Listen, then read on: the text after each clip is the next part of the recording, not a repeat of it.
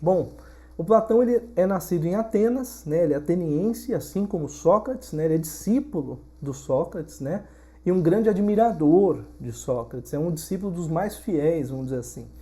Bom, ele vem de uma das mais nobres famílias da Grécia Antiga. Ele foi filósofo, foi matemático e ele fundou a Academia de Atenas. Foi a primeira instituição de ensino superior criada no Ocidente. Ou seja, a gente tem hoje faculdade, universidade, né? Ele foi o primeiro a fundar uma academia que o intuito era produzir conhecimento a nível superior. E principalmente a busca da verdade e da justiça. E aí a gente associa diretamente a Sócrates, né? Que o Sócrates perguntava o que é a verdade, o que é a justiça, o que é o bem, o que é a beleza, né? O que é a coragem, né?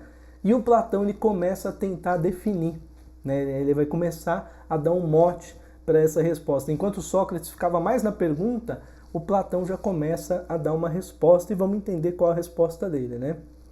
E ele retoma uma característica originária da filosofia, sobretudo da filosofia de Pitágoras, de entender a filosofia como um amor à sabedoria, né? Uma prática de exercício de paixão à sabedoria, né? Que é o philos e o sophia, né? Que é o sophia, sabedoria, e o philos, que é a amizade, é um amor no sentido de amizade, né? Bom, o pensamento principal e mais importante do Platão, que eu espero apresentar aqui, que eu acho que é fundamental para uma aula sobre Platão, é a teoria das ideias, que é a grande tese do Platão e que vai influenciar todas essas filosofias posteriores, né? O interesse dele é, eu quero entender a verdade, a essência, o teórico. Ele vai conseguir criar uma teoria para explicar esse processo de como a gente conhece a verdade, né? Como que ele vai explicar isso? Ele vai dividir a nossa experiência, ou vai dividir o mundo em dois mundos. É o mundo das ideias e o mundo das aparências. Ele vai falar assim, existem dois mundos. Existe esse mundo que a gente vive, que vocês estão me ouvindo, que vocês estão, cada um no seu aparelho, no celular, no tablet, no computador. Tudo isso que a gente está vendo são aparências, segundo o Platão. A verdade, ela está em outro plano. A verdade, para eu alcançar ela, não é por meio de observação das coisas que eu vejo, né, dos objetos, mas é por meio do exercício de pensamento. Então eu tenho que fazer um exercício de pensamento racional para poder alcançar a verdade sobre a coisa. Então o que eu estou vendo não é a verdade. Eu tenho que pensar para poder fazer uma elaboração, né, questionar o que estou vendo para alcançar um outro plano, que seria o plano da verdade, do teórico e das essências, né? Então isso aí ele vai entender que esse mundo nosso é uma falsa realidade. Por isso que o Platão vai fazer essa distinção. Tem o mundo aparente, e o mundo aparente ele impede a gente de conhecer as coisas como elas são. Que ele nos mostra uma realidade que é uma realidade meramente aparente, né? Aí já há um desprezo pela aparência, um desprezo pela matéria, né? E uma valorização da ideia, do pensamento, da razão, né? Ele vai dizer o mundo das ideias é o mundo real, é onde estão as essências verdadeiras, né? Que são acessíveis apenas por meio da razão, né? Então, o Platão ele instaura o que a gente chama de dualismo. O que é o dualismo? Filosofia dualista que separa o mundo, as ideias, o pensamento, o processo de conhecer em duas coisas. Um plano é o plano do mundo aparente, o plano onde as coisas são materiais, né? As coisas são do modo que, como a gente percebe, né? Por exemplo, tem uma xícara aqui, uma xícara de café, né? Essa xícara é a xícara no plano do mundo aparente, é como eu a percebo. Ela tem até uma marquinha aqui que já bateu, já machucou, deve ter alguma sujeirinha, alguma coisa assim, né? Ação do tempo, né? No tempo ela vai se perdendo, né? E como que essa xícara deveria ser no mundo das ideias? No plano das ideias temos a xícara ideal, que não é a mesma que essa xícara aparente. Essa xícara, ela é como eu a experimento por meio da sensação. Ela é temporária, ela é mutável, ela é corruptível, né? Ela pode se transformar, eu posso bater ela, quebrar um pedaço, pode cair, né? Pode manchar, mas a ideia de xícara, ela é um conceito que se permanece inalterado.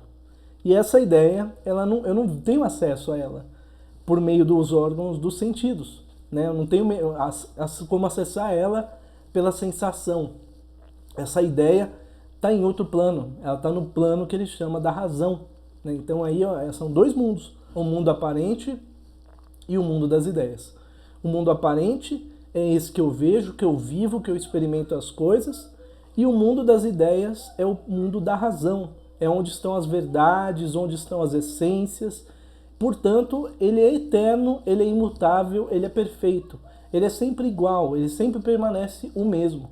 Enquanto as coisas, as matérias estão sempre se transformando, estão perecendo, estão se corrompendo, né? No mundo das ideias, no mundo do pensamento, tudo permanece o mesmo. A ideia de xícara é sempre a mesma. Se eu falar assim, olha, imaginem uma xícara. Todo mundo vai imaginar uma xícara no mundo das ideias, né? Um plano ideal. Agora, pegue uma xícara. Cada xícara vai ser de um jeito. Uma xícara vai ser grande, outra vai ser pequena, outra vai ser pesada, outra vai ser mais leve, né?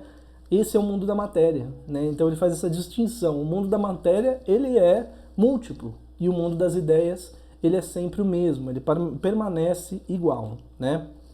Mas o que é verdade no Platão? Verdade para ele é uma passagem das aparências, que são as sombras, para as ideias, para as essências, que seriam a verdade, né? E a primeira etapa é justamente essa impressão, as sensações que vêm pelos sentidos, né? Que são responsáveis pela nossa opinião. Então tudo que a gente vê pela sensação, eu vi uma coisa, é aquilo, né? O Platão vai falar, você acha que é aquilo, né? Uma opinião sua, né? Opinião no grego é doxa, né?